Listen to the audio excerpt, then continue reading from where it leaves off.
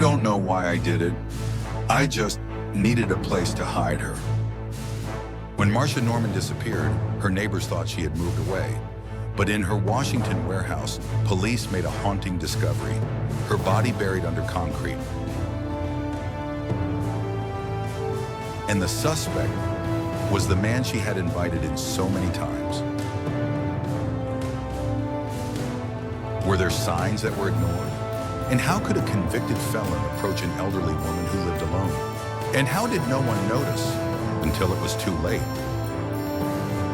If you are interested in cases that are not only thrilling but also unique in terms of psychology, testimony, and overlooked signs, subscribe to the channel Shoul. True crime to not miss the hidden truth behind the testimony.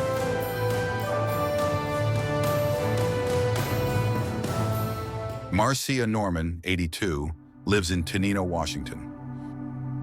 She is an independent woman who has been taking care of herself since her husband died many years ago. Neighbors describe her as friendly and helpful, but she has recently mentioned feeling like she is being watched. She recently hired a man named Jeffrey Ziz to fix a door and redo the floor of her shed, but she didn't know that the worker had been convicted of child abuse in 2022 and had been out of prison less than 2 years.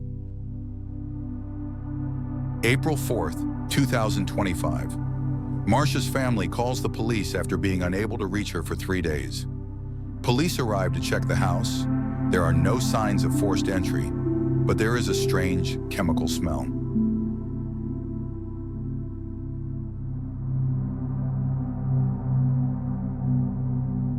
In the warehouse, they found a large crate covered in concrete. Breaking through the concrete, they found Marcia's body, her hands and feet bound with Velcro, showing signs of torture with a nail gun. The body still had gunshot wounds, broken ribs, and a head hemorrhage.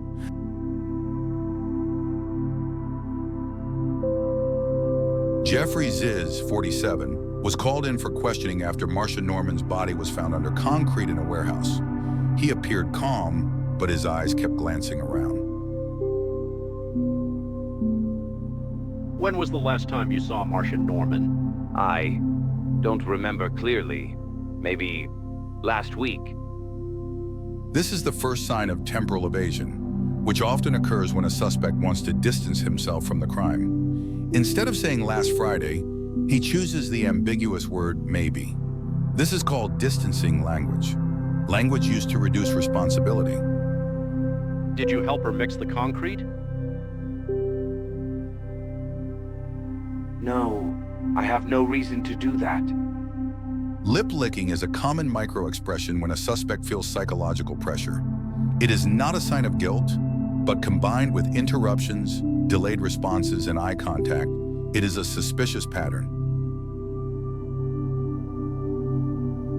Why was there a nail gun and Velcro at the scene? I don't know. I don't pay attention to those things. Note the sudden change in tone, from hesitant to cold. This is a sign of emotional dissociation, when the perpetrator separates his or her emotions from his or her actual actions.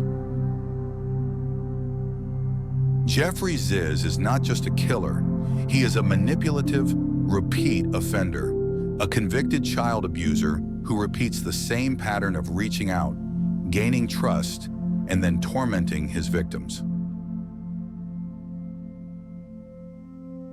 Ziz helps with repairs, friendly chats, and is always there when needed. This behavior resembles the grooming model often seen in sex offenders.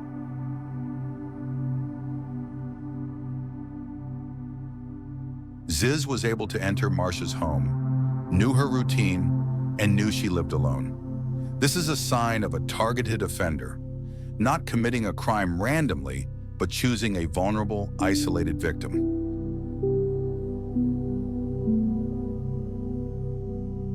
He carried a nail gun, Velcro, and concrete mortar. Not only did he take lives, he tried to hide it at all costs, suggesting he intended to hide it from the start. According to the FBI's Criminal Profiling 2011, Ziz's behavior fits the organized offender model. The crime is planned. There is preparation of tools, attempts to cover up traces, knows how to manipulate the victim to gain easy access. Repeat offenders often use a social mask, hiding their darkness behind a facade of kindness. Jeffrey Ziz showed no remorse, no tears, no apologies. And that may be the most haunting thing, a cold, heartless crime committed by someone the victim once thought was a nice guy. After hours of questioning, filled with conflicting answers, evasive glances, and erratic behavior, police had enough evidence to arrest Jeffrey Ziz on suspicion of taking another person's life. But in a moment that few expected, he admitted, Do you want to tell us the truth about what happened in that warehouse? I didn't mean to do that. I just wanted to scare her. But then, I couldn't control myself anymore. a confession without tears, no remorse, just a blank admission, as if he were reciting a mental note. He said he had planned to threaten Marcia into handing over the cash, but when she resisted, he tied her hands with Velcro. Then he took a nail gun, a tool he always carried, and tortured her to teach her a lesson. When she stopped breathing, he tried to dispose of her body by mixing concrete that night. He was charged with first-degree murder, kidnapping, and unlawful disposal of a body. Ziz pleaded not guilty at his first trial. His defense attorney argued that his client had impulse control disorder, but prosecutors insisted that this was not an act of out-of-control behavior. It was organized, well-planned, cold, and calculated.